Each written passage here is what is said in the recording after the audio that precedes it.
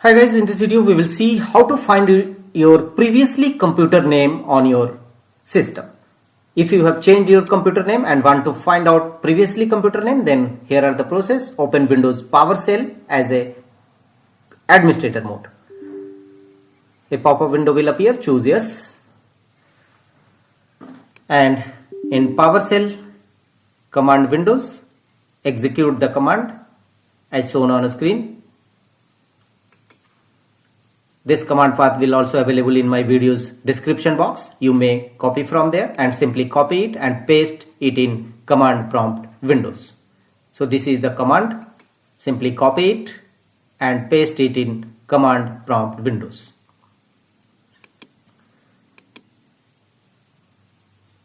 Old name.